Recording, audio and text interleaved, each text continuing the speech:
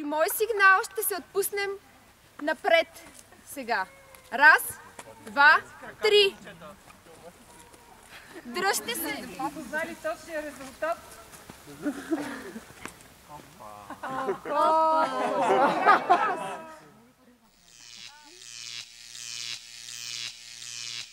The exterminator has returned.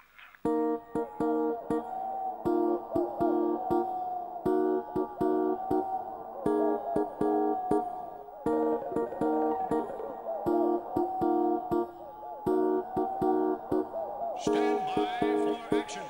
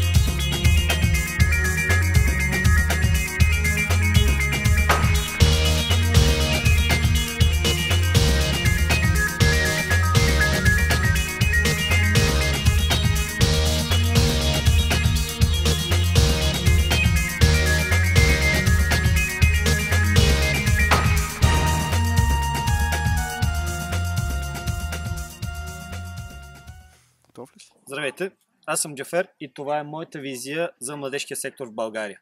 Всъщност, как се случват нещата в света? Има много хора, които се обединяват за една цел и имат организации и работят за това. Какво искам да бъде в България?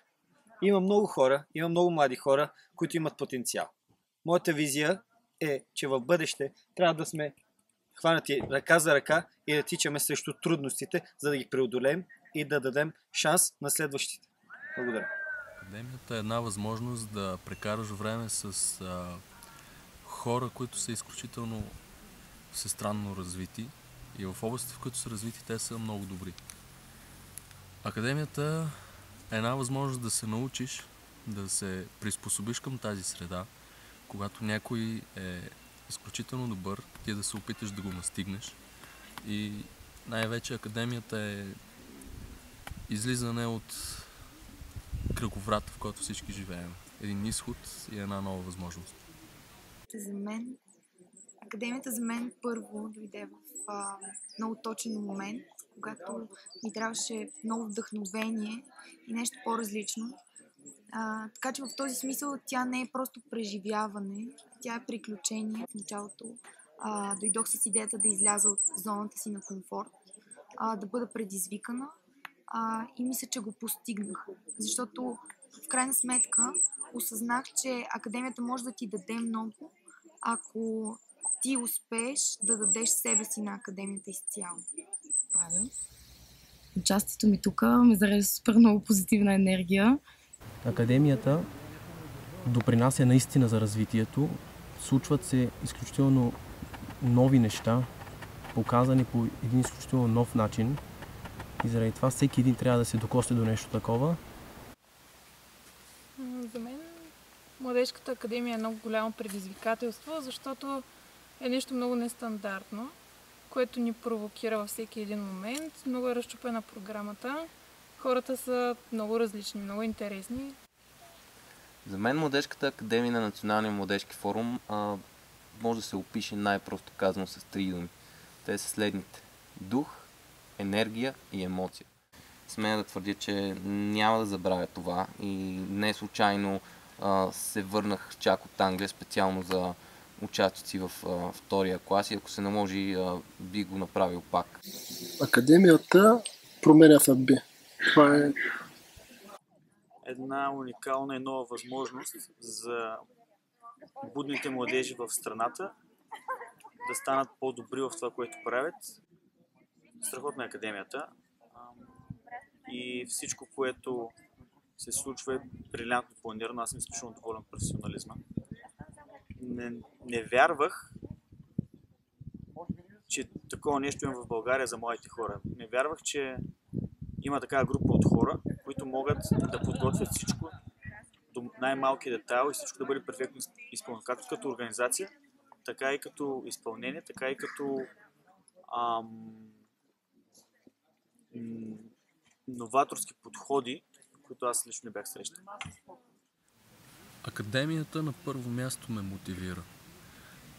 Академията е един катализатор на едни процеси, които се случват в мене, които са само единствено градивни.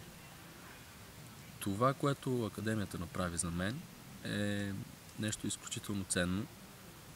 Тя ме провокира да започна да се занимавам с хора, да се опитвам да им помагам и така както Академията ме мотивира, така и аз искам да мотивирам тях.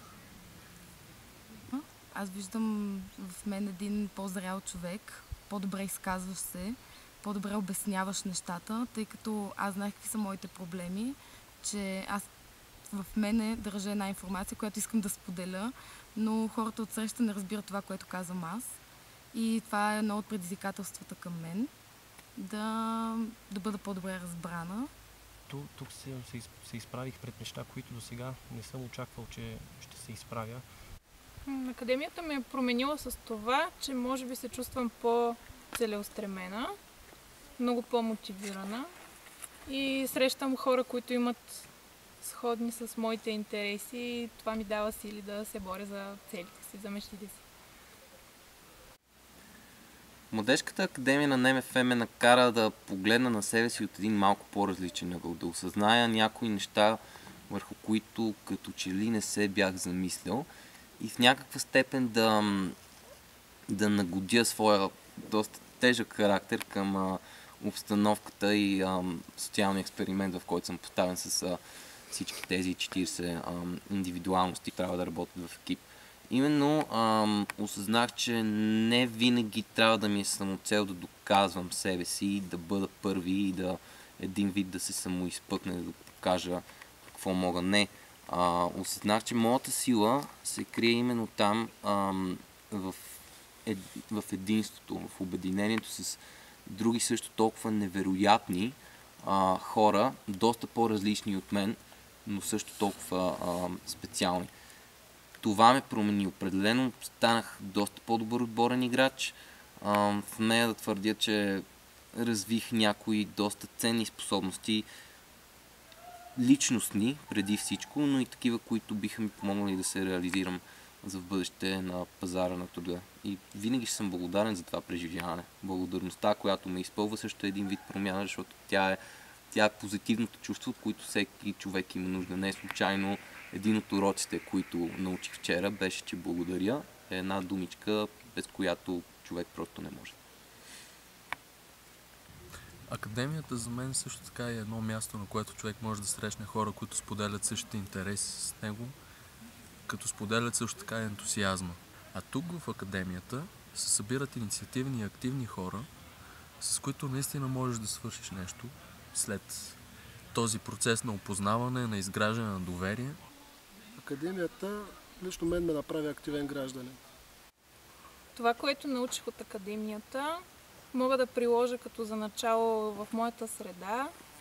Много е хубаво, когато се прибера в университета и колегите започват с много голям интерес да ме разпитват какво се е случило, какво съм научила, как е било и виждам как те също се интересуват от тези неща, но просто трябва някой, който да ги насочи в тази посока. Академията всъщност рефлектира върху мен по много интересен начин и също по няколко интересен начин. Първото нещо, което се случва с мен е, че тя ми дава вяра, че в България има хора, които силно се интересуват и много искат да променят отношението, което държавата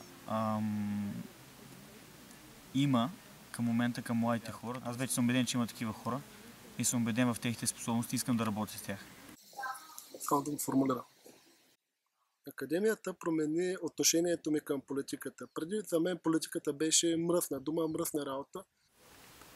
Всичко това, което преживях през тези няколко месеца между клас 1 и клас 2 сега, ме асоциира с хора заредени с желание, с амбиция, с хъс и най-вече с възможност да променят нещо. Аз съм убеден за себе си, макар и за момента пребивавайки на разстояние от България, че няма да загубя амбицията, няма да загубя своята мотивация да всичко това, което тук научих, в действие. И именно за това съм тук сега. Именно за това малко или много зарязах всичко в чужбина и се прибрах, за да не изпусна нещо. Вземайки участие в двата класа на академията, разбрах какви трябва да бъдат ценностите на младите хора, как те трябва да се развиват и наистина трябва да се борят и да си отстояват позициите. Моето лично мнение, че в България предстоят много големи промени. Аз така го усещам, бидейки тук на тази академия. И това, което аз мисля да направя и вече правя, е да много активно да промотирам цялата концепция за неформално образование, за цялата концепция за това колко е важно ние да се научим да бъдем треньори, т.е. хората от нас, които биват слушани в тяхната среда, колко е важно те да успяват адекватно да предават информация и да им дам възможност да запознаят с идеите на НМФ. Младежката академия на Националния младежки форум е една от тези възможности за един треньор, които идват много рядко в кариерата. Различава се от нещата, с които се занимавам по принцип и по хората, с които работя, и по хората, за които работим. Младежите, които минават през академията и с които работим, наистина вярвам, че са бъдещето не само на младежкия сектор в България, ами на въобще развитието на България. Тематиката, развитието на тези млади хора като отговорни социални лидери съвпада почти идеално с личната ми цел за развитието на гражданското общество в България. А хората, с които работя, като се започне от професионалистите, които организират програмата и се стигне до младите трейнери, с които заедно работим, са един от най-професионалните екипи, с които някога съм имал удоволствието да работя.